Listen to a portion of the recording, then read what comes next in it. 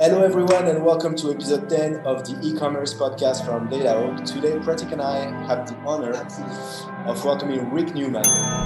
Rick is the current Chief Product and Technology Officer at Flipp, a retail technology company that helps families by making their life more affordable.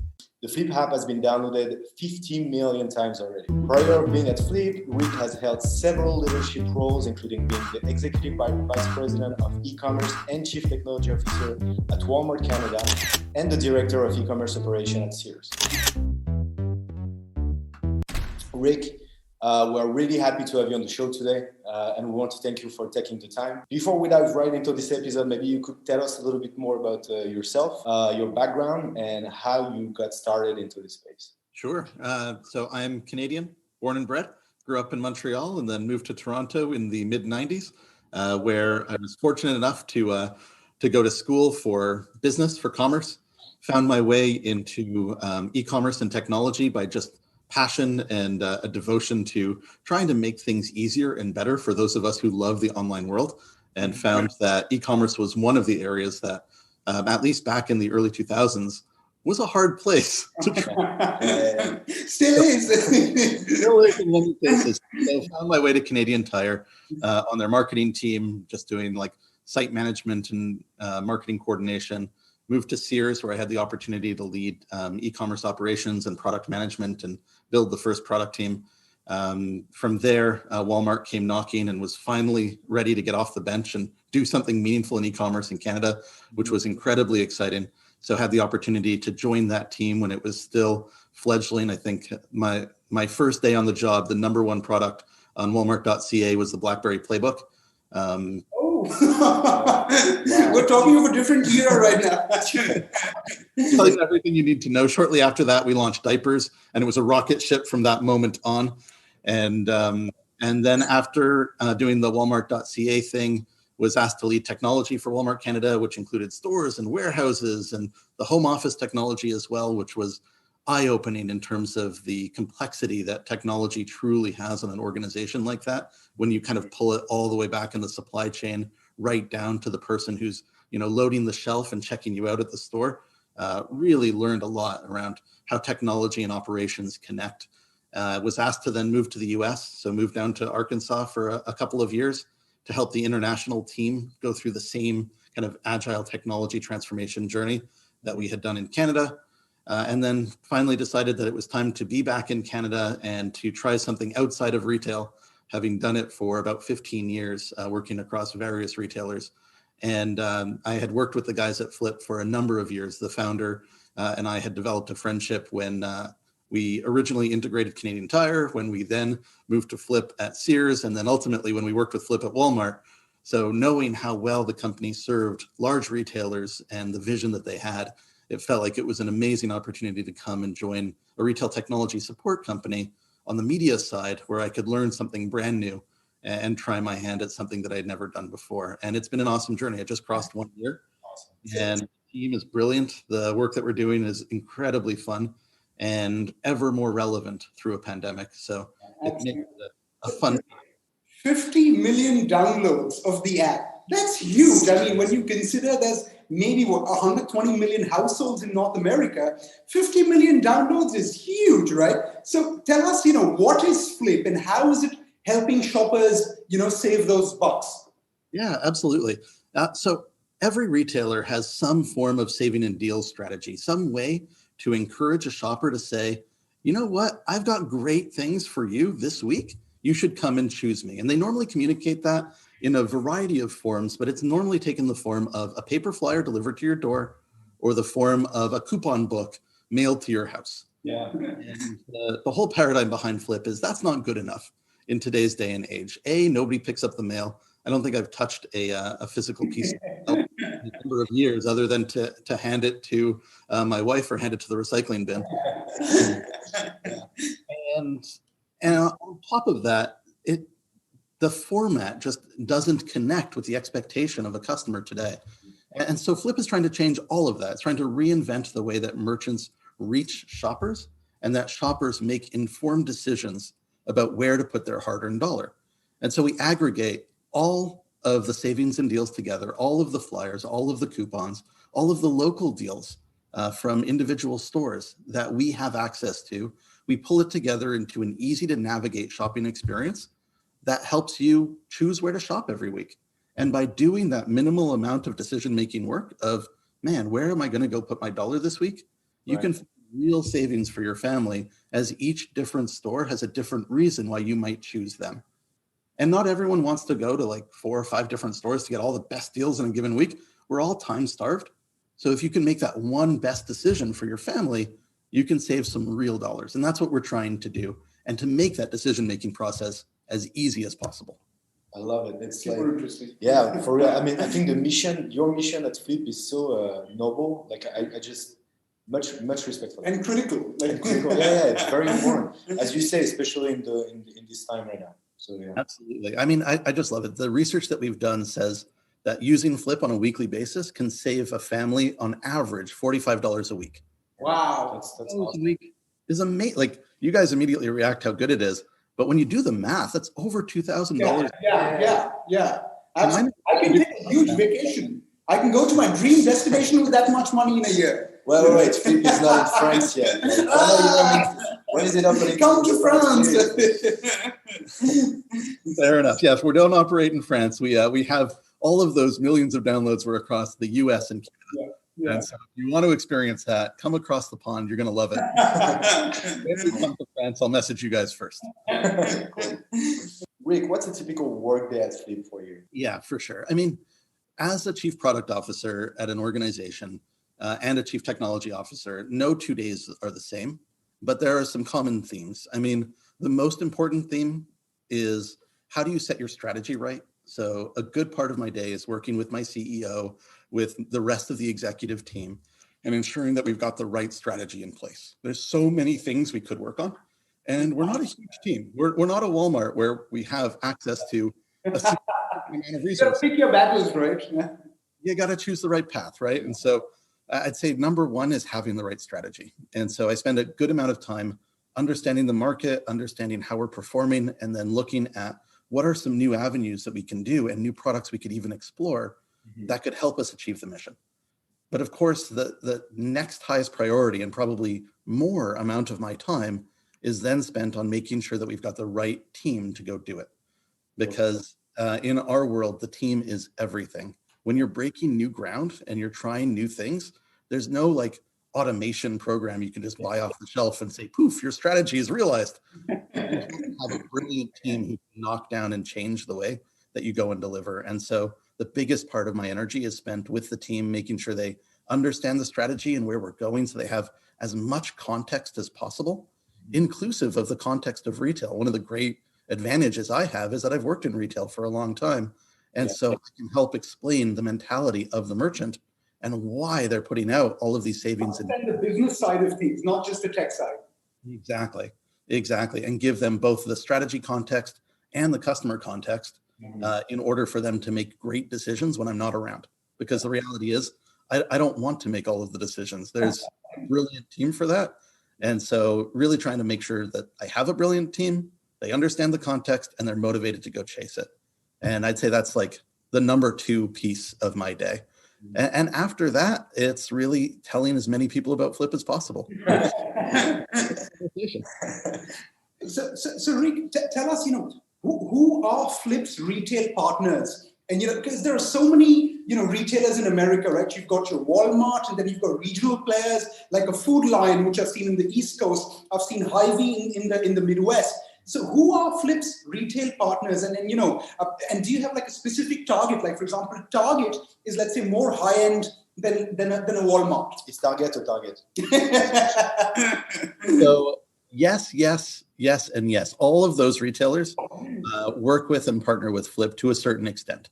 Now, I say that with confidence because truly over 90% of major retail in North America is available and visible on the Flipp app. And we work with those leadership teams, the teams at each of those merchants, to try and help them cut through and help them be successful with services like content strategy, how to make their content jump out and reach the shopper in the best way possible so that they can put their best foot forward with different media capabilities inside Flipp and beyond Flipp to take best advantage of those savings and deals and get a jump on the competition directly where they want to do it. The nice thing about the app and the experience is it's super local. So you're targeting a very specific customer, and every merchant is trying to grow and define their strategy, not just at the macro level, but right down into the community. And we can help them do that. So those are some of the different ways that we help the merchant side. And then we've earned a seat with so many North American merchants that it's truly inspiring that now, having worked in retail for so long, I get to turn around and then work with all of the people that I've worked with and support them, whether they're at some of the major grocers in Canada or the US, from Kroger to Walmart Canada to Sobeys, or outside of grocery, even in the hard goods space at Home Depot, at Lowe's, at Rona, at so many of these other major North American retailers. We get a chance to work with them and try new things with them and innovate with them, which is really fun. You know how you just mentioned that you're working with the same retailers across many different geographies, within the country, like different regions. So, I mean, are consumers' tastes, maybe do they vary between, let's say, Canada and the US, and also within states in America? So let's say East Coast, West Coast, are consumers' tastes different? And does that impact the kind of coupons and offers you show on your platform?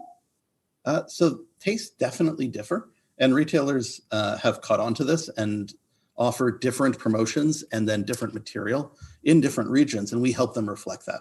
And we're trying to give them better and better tools to increase the ability for them to be agile in that way, to tell an even more compelling story right down to the store level, or even beyond. Like, as e-commerce becomes far more pervasive and you can truly personalize down to the individual, there's an opportunity for us to get even better. So we're working on a product right now. We're calling it Merch Agility. It's a working title. I know the product marketing team is considering what a fancier name might be, but the whole point is around giving merchants the tools that operate at the speed of retail, because print never did. I mean, when you were trying to build out a print program, you had to then manually look at each different version as it was being printed, and it added layers of complexity.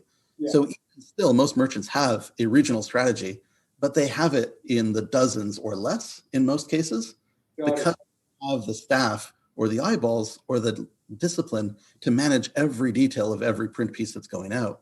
With an automated capability, you can get much more nuanced, and then you can tailor your message and change it based on inventory position, weather, personalization, so many other factors. And real time, right? Like whichever ad's working, you push that product or that ad.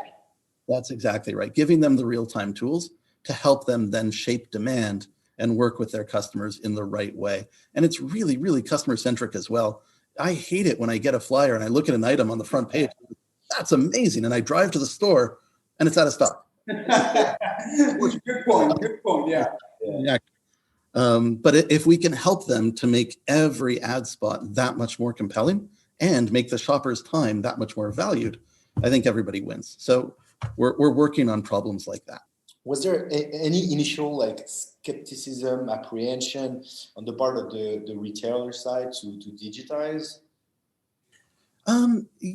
Yes and no. I think every merchant has known that they have to digitize the way that they operate, and the customer is driving it. And honestly, merchants are very customer centric. They listen to their customer and they react. They traditionally have been a little slow to react to some of the inevitable future of e-commerce, but understandably, it's been a challenge from a profitability perspective. So I know why a lot of merchants haven't jumped in. My perspective while sitting in the merchant chair has always been, it's very clear that if you don't get into e-commerce, your customers who want that are going to go somewhere else as they build the capability. Other people's customers who also want that would be willing to switch if you are the best opportunity. And there's a real habit breaking moment as people decide that they're going to switch contexts. Mm-hmm. And with the right technology and over time, you are able to make e-commerce as or more profitable than physical retail. But it really takes kind of that innovation spirit and thinking beyond the physical box of the store in order for you to get there. And I think that a lot of merchants are finally seeing that. And it's unfortunately through the propellant of COVID that's done it. But they're finally seeing that with scale, you can then manage through the fixed cost portion of e-commerce and get to that marginal cost basis and start to see it turn positive. And once you do that, scale becomes no longer a barrier and you're able to drive. And so it's really exciting to see the world get there, because I think that part is going to make many people's lives meaningfully better into the future. But I think we're probably a good year away from really celebrating that, as I still wait for my vaccine and maybe you guys wait. It's a good thing you mentioned COVID, because my next question is related to that. So because people wanted to make fewer trips outside, during COVID, they normally went to stores where they could get all of their stuff under the same roof. Like under one roof, get everything, right? So, and that favored some retailers and didn't favor some. It favored like a Walmart or something where you could have everything under one roof. So did you see the scales tip? First question. And secondly, now, does the landscape now, where let's say COVID is sort of maybe receding, does the landscape now look different than it did pre-COVID? Yeah, it's changed and changed again, and it will likely change again a third. And that's the really interesting thing about this past year and the year ahead, is there hasn't been a fixed pattern. Like you said, at the very, very start of COVID, we saw trips plummet to retailers because of exactly what you said. People weren't excited about shopping when they had to wear a mask, and they were paranoid around like getting anywhere close to another human being. Shopping is no longer fun, especially in the grocery space. And when it used to be like a really enjoyable experience for a lot of people, it became a chore. And so the number of trips came down dramatically. And then the value of each incremental trip went up dramatically. And that was really, really important. What's happening now, what I saw in a recent dunnhumby report as well, is that trips are actually rebounding and growing, not necessarily because like the basket is growing at the same time. So the value of each trip is holding, but with less food being eaten outside of the home and more happening inside the home, and the comfort level of people on the shopping side growing, as that hasn't really proven to be a strong vector of disease growth. I think you're seeing more trips happening now. And so the article suggested the same, and we're seeing it in our data, where we're starting to see traffic continue to grow from individual users as they're looking for that fill-in trip as well of, oh shoot, my kids ate all my yogurt again. Where am I going to go this week? Pull open the app, do a quick search, and then decide, okay, I'm going to go there. I think people at this point are just looking for any excuse to leave home because they've just been confined for so long. Dropping yogurt on the floor. Like, oops. Rick, what would you say is Flipp mode? Or in other words, what is about Flipp business model that separates you from the competitors? Not only today, but in the foreseeable future. Yeah, I'd say the biggest thing about us is we are trying to be focused on the shopper, but in the shopper through supporting the merchant and not competing with the merchant or actively kind of disrupting their right to serve. We don't want to take a sale. We're not trying to build a marketplace. We're really trying to be in support of the merchant and the many marketplaces that exist to help them reach and convince shoppers, so that shoppers have the best place to come when they're deal focused in order to pick where they're going to shop that week. And we've got some really strong data points that support that. We have another product that I haven't mentioned. So if you go to most major merchant websites, if you go to walmart.ca, if you go to many other retail websites and you click on See My Savings and Deals or View My Flyer, what you're going to see is a page that's powered by Flipp that we give to merchants. We give them that access to a very good and industry-leading technology platform for free, because we know it's so critical for them to have a way to display that content and ensure they can digitize their print.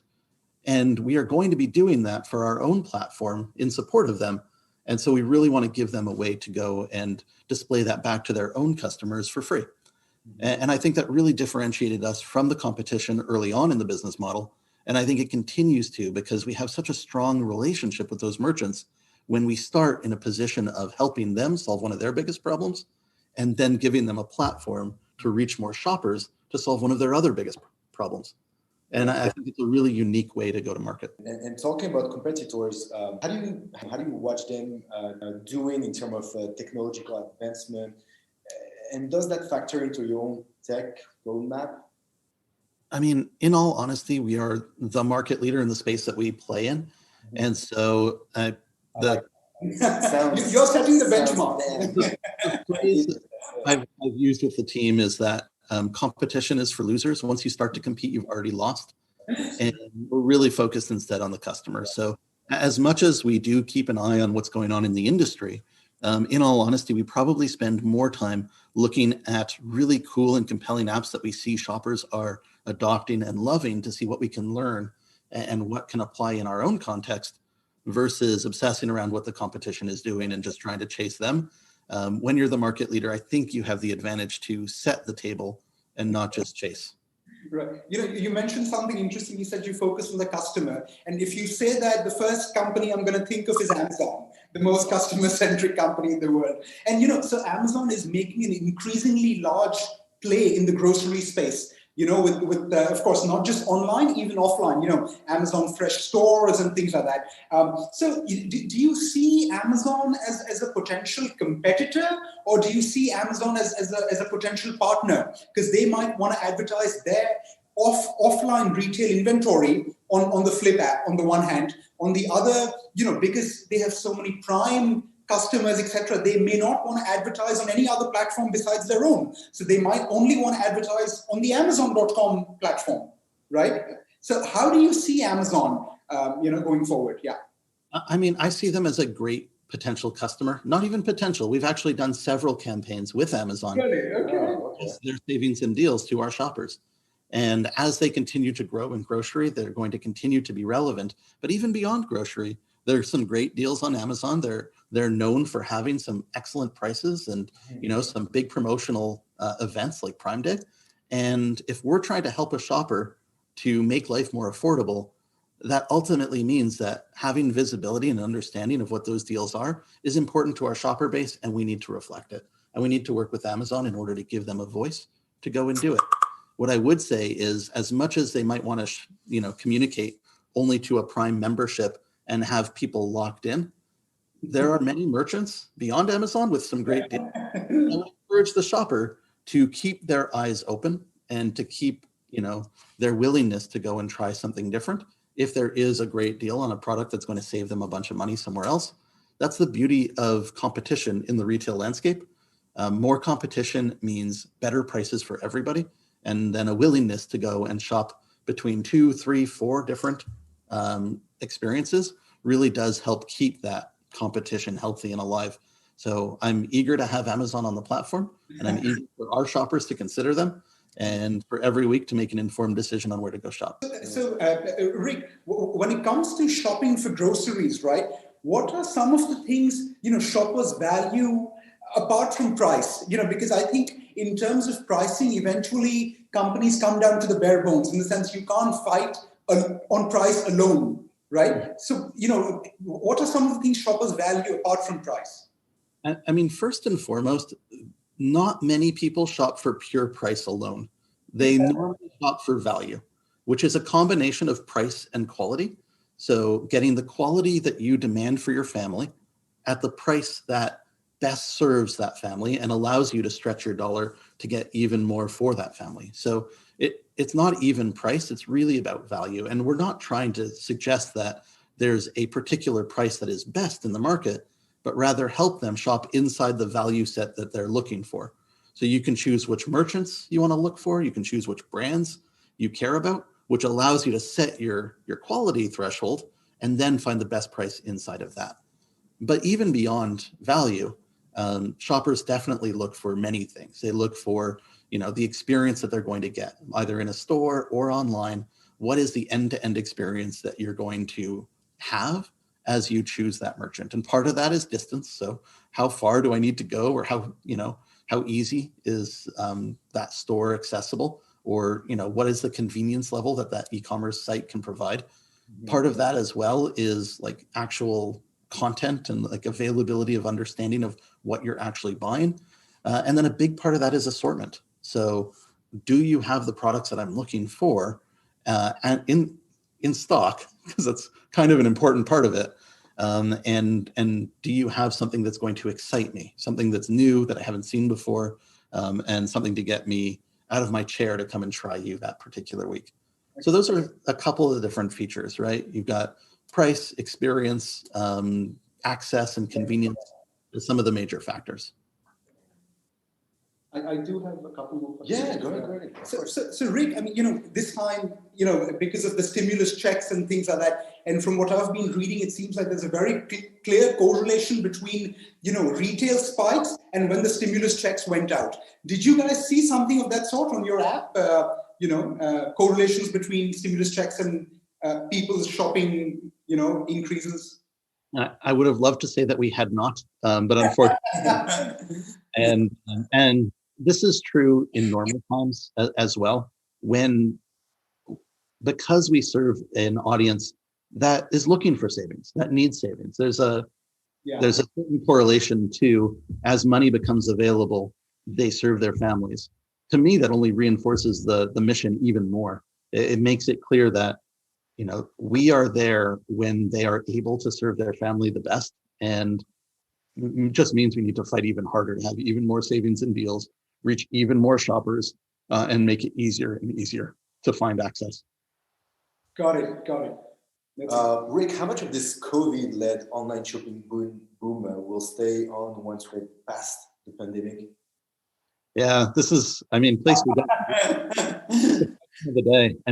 My personal perspective is COVID was an accelerant to online shopping, not a short-term boom. Mm-hmm. And so the optimist in me would say that we're not going to see it slide backwards really at all, that a lot of it is here to stay.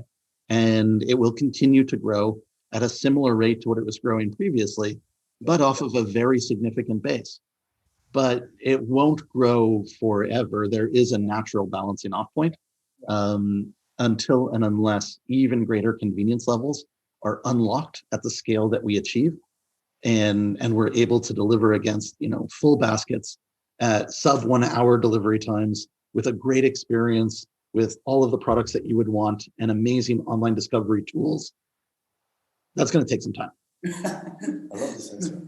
Absolutely. Do you have any other question? That's all for me. Yeah. Rick, do you want to say a little word or whatever you want to throw into the podcast?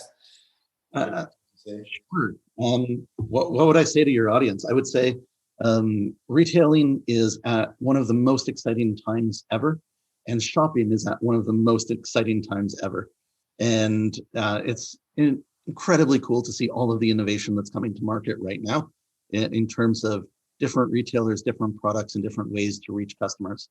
If you're interested in making Flipp part of your mix as a shopper or a merchant, I strongly encourage you to start by downloading the app, at least taking a look.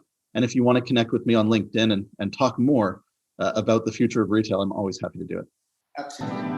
Thank you so much, Rick. This has been a great episode, full of good juice, and thank you so much again for coming on the show. We'll follow very closely how Flipp grows, and hopefully I'll be able to download it in France soon. Please let me know. But thank you so much for being here. Thank you, Rafa. It was a real pleasure. I think Rick, if people ask me what's my one takeaway from today's conversation, I'm gonna say it's your humility. That's going to be my one takeaway from this conversation, for sure. And thank you, Raf, for having me as a guest on the episode. Of course. Thank you. Again. Guys, don't forget to subscribe to Data Hawk E-commerce podcast on your favorite podcast platform. You get alerted for every new episode that comes out.